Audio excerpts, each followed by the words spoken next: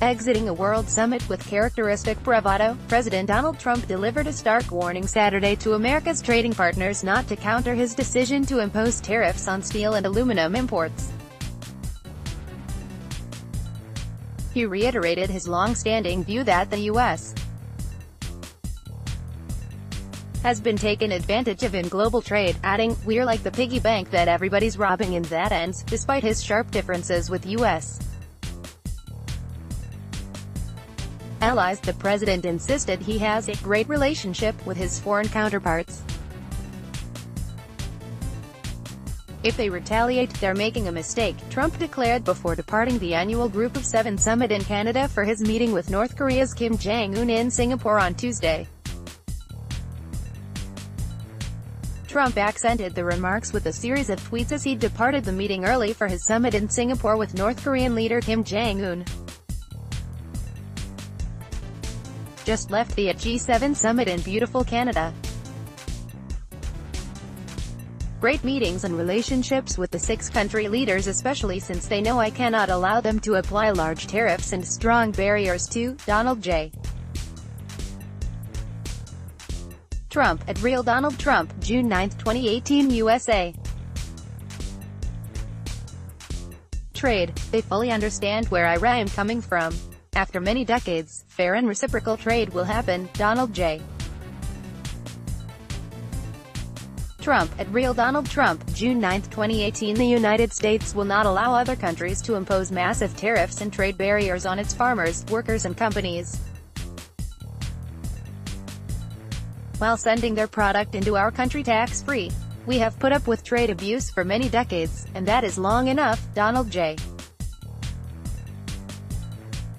Trump, at Real Donald Trump, June 9, 2018 Trump's abbreviated stay at this Quebec resort saw him continuing the same type of tough talk on trade as when he departed the White House, accusing the summit's host, Canadian Prime Minister Justin Trudeau, of being indignant. The summit came during an ongoing trade dispute with China and served as a precursor to his unprecedented meeting with Kim, in which he has sought to extend a hand to the Asian autocrat who has long bedeviled the international order. His message from Quebec to Singapore is that he is going to meld the industrial democracies to his will, and bring back Russia, said Steve Bannon, Trump's former campaign and White House advisor.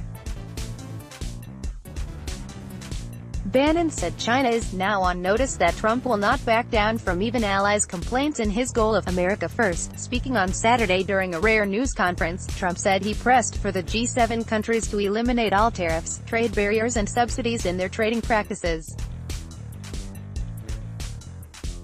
He said U.S. farmers had been harmed by tariffs or other barriers and warned that U.S. trading partners would need to provide him with more favorable terms. "It's going to stop or we'll stop trading with them," he said. Trump cited progress on reaching an agreement on the North American Free Trade Agreement with Canada and Mexico, saying the final outcome would lead either to an improved trade deal or separate pacts with the two U.S. neighbors. Trump said he was discussing two types of sunset provisions in which any of the countries could leave the deal. A Canadian official said the leaders discussed accelerating the pace of the talks. Prior to his arrival on Friday, the president injected additional controversy by suggesting that the G7 offer a seat at the table to Russia, which was ousted from the group after it annexed Crimea in 2014.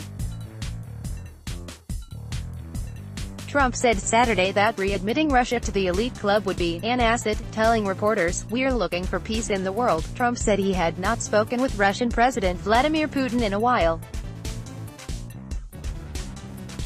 Trump departed the annual G7 gathering after showing up late for a breakfast on gender equity, and he missed sessions on climate change, clean energy and ocean protection. He left before any resolution was announced on the traditional joint statement from the 7 industrialized nations in the group, which in addition to the U.S. and Canada includes Britain, Italy, France, Germany and Japan. Trump's recent moves, building on 18 months of nationalist policymaking, leave him out of step with the globally minded organization and prompted speculation that the group could fracture into something more like the G6+1. A key question was whether the 7 countries could agree on a joint statement of priorities at the conclusion of the meeting. Macron said Thursday on Twitter, "The American president may not mind being isolated, but neither do we mind signing a 6-country agreement if need be." Trump said Friday he thinks the group will produce a joint statement. In public, Trump bantered easily with his fellow leaders, but the meeting came at a tense moment in the relationships, with allies steaming over Trump's new tariffs on imported steel and aluminum from Canada, Mexico and the European Union. Leading up to the meetings, Trump, Trudeau and French President Emmanuel Macron had suggested the potential for a tough tone, though they were cordial in face-to-face meetings.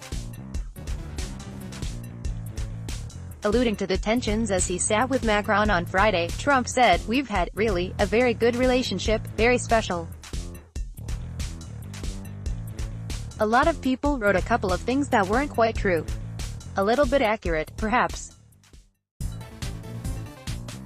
We have a little test every once in a while when it comes to trade." With Trudeau, Trump joked that Justin has agreed to cut all tariffs and all trade barriers between Canada and the United States. Macron said he and Trump held open and direct discussions, adding that he thought there was a way to get a win-win outcome on trade, though details remained unclear.